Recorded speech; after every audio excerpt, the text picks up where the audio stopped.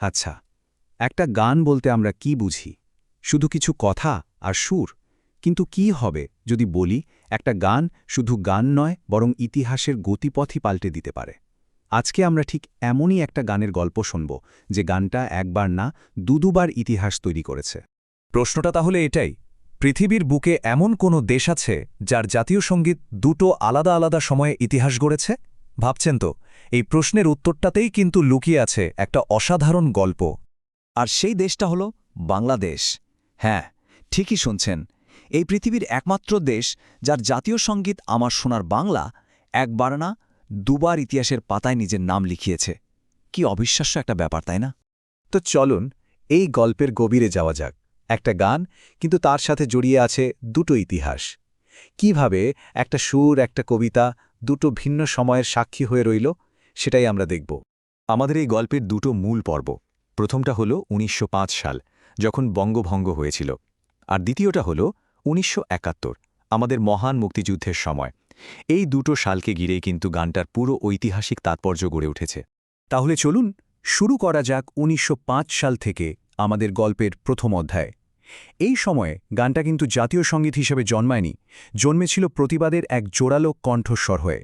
ঠিক কি ঘটেছিল ১৯০৫ সালে? তখন ব্রিটিশ শাসকরা বাংলা প্রদেশকে দুটো ভাগে ভাগ করার একটা সিদ্ধান্ত নেয়। এটাকে আমরা বঙ্গভঙ্গ বলে জানি। আর এই সিদ্ধান্তের বিরুদ্ধেই পুরো বাঙালি জনগোষ্ঠীর মধ্যে একটা তীব্র প্রতিবাদের ঝড় উঠেছিল।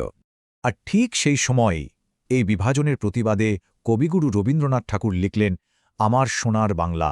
এটা শুধু একটা গান ছিল না, ছিল বাঙালির এক হওয়ার, ঐক্যবদ্ধ থাকার চেতনার এক অসাধারণ শৈল্পিক প্রকাশ। সুতরাং গানটার প্রথম পরিচয়টা ছিল প্রতিবাদের প্রতীক হিসেবে। এর মূল উদ্দেশ্যই ছিল ব্রিটিশদের ওই ভাগ করো আর শাসন করো নীতির বিরুদ্ধে সব বাঙালিকে এক ছাতার নিচে নিয়ে আসা। এক কথায় এক শক্তিশালী ঐক্যের ডাক। এবার চলুন ফাস্ট ফরওয়ার্ড করে চলে যাই ১৯৭১ সালে। প্রায় ৬৬ বছর পর সেই একই গান আমার সোনার বাংলা আবার ফিরে এলো, তবে এবার সম্পূর্ণ নতুন এক পরিচয়, আরও অনেক বড় এক উদ্দেশ্য নিয়ে। এই স্লাইডটা দেখুন, কি দারুণভাবে গানটার এই রূপান্তরটা দেখানো হয়েছে। ১৯০৫ সালে যা ছিল শুধুমাত্র প্রতিবাদের একটা প্রতীক, ৭১-এ এসে সেটাই হয়ে উঠল গোটা একটা জাতির স্বাধীনতার চেতনা। ৭১-এর মুক্তিযুদ্ধে এই গানটাই যেন হয়ে উঠেছিল পুরো স্বাধীনতা সংগ্রামের কণ্ঠ। নতুন প্রজন্মের মুক্তিযোদ্ধারা এই গানটাকেই বুকে ধারণ করে দেশ স্বাধীন করার শপথ নিয়েছিলেন। ভাবা যায়, মুক্তিযুদ্ধের সময়টাতে বাঙালিরা এই গান গেয়েই যেন শত্রুদেরকে একটা বার্তা দিত। বার্তাটা খুব স্পষ্ট ছিল, এই মাটি আমাদের, এই দেশ আমাদের, আর আমরা একে স্বাধীন করবই। গানটা ছিল আসলে একটা স্বাধীন দেশের স্বপ্নের প্রতিচ্ছবি। তবে এই গানটাকে ঘিরে সবচেয়ে অবাক করা, সবচেয়ে গুরুত্বপূর্ণ ঘটনাটা কি ছিল জানেন? এমন একটা মুহূর্ত যা গানটাকে ইতিহাসের পাতায় অমর করে রেখেছে। ঘটনাটা হল ১৯৭১ সালের ২৬শে মার্চ, যেদিন বাংলাদেশের স্বাধীনতার ঘোষণা দেওয়া হয়। ঠিক তারপরেই রেডিওতে যে প্রথম গানটা বেজে উঠেছিল, সেটা ছিল আমার সোনার বাংলা।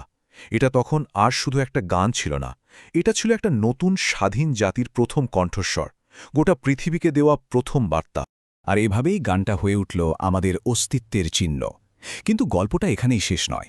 মুক্তিযুদ্ধের সাথে গানটার যাত্রা শেষ হয়ে যায়নি, বরং বলা যায় এর আসল মহিমা তো তখন থেকেই শুরু হল। তাহলে সংক্ষেপে যদি আমরা গানটার পুরো জার্নিটা দেখি, তাহলে ৩টে ধাপ দেখতে পাব। প্রথমত, এর জন্ম হয়েছিল প্রতিবাদের ভাষা হিসেবে। দ্বিতীয়ত, মুক্তিযুদ্ধের আগুনে পুড়ে এটা আরও খাঁটি হয়েছে। আর সবশেষে একটা স্বাধীন দেশের জাতীয় সঙ্গীত হিসেবে পেয়েছে সর্বোচ্চ সম্মান।